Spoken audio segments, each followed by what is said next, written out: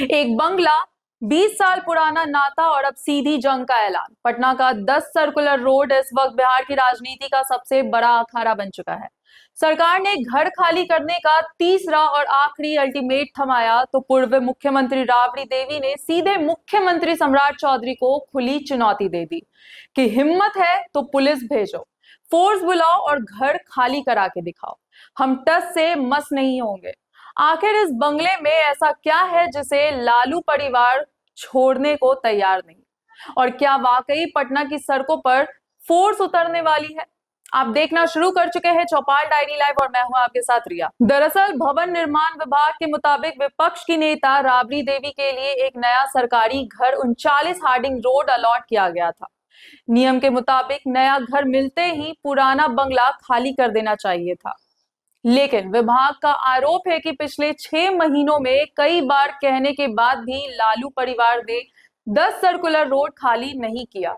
अब सरकार ने यह बंगला सूबे के नए पशुपालन मंत्री नंद किशोर राम के नाम कर दिया है, जिसके चलते इसे खाली कराने का दबाव बेहद बढ़ गया है। अब इस पूरे मामले में दो बड़े राजनीतिक सवाल खड़े हो रहे हैं। पहला सवाल यह है कि लालू परिवार वैसे तो हमेशा पिछड़ों और दलितों के हक की बात करते हैं, लेकिन अब जब यह बंगला एक दलित समाज से आने वाले मंत्री नंद किशोर राम को दिया जा रहा है तो फिर लालू परिवार को इस पर इतनी आपत्ति क्यों? दूसरा बड़ा सियासी एंगल यह है कि नीतीश कुमार का सरकारी आवास भी इसी बंगले के बिल्कुल पास में है। राजनीति के गलियारों में चर्चा तेज है कि क्या सरकार जानबूझकर लालू परिवार को नीतीश कुमार के पड़ोस से दूर करना चाहती है, ताकि दोनों परिवारों के बीच अंदर ही अंदर कोई नई खिचड़ी या कोई नया सियासी गठजोड़ ना पक सके। इस नोटिस के आते ही आरजेडी इसे पूरी तरह से बदलने की भावना और घटिया राजनीति बता रही है।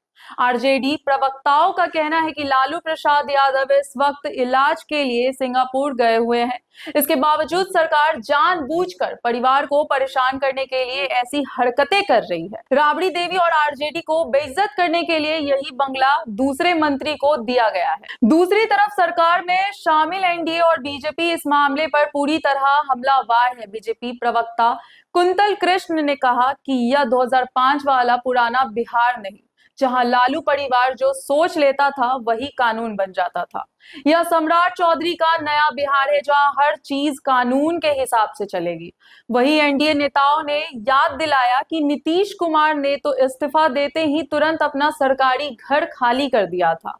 लालू परिवार को उनसे सबक लेना चाहिए। बहरहाल इन तीखे बयानों और राबड़ी देवी के खुले चैलेंज के बीच पर्दे के पीछे से यह भी खबर है कि पिछले कुछ दिनों से 10 सर्कुलर रोड से सामान हटाने का काम अंदर ही अंदर शुरू हो चुका है।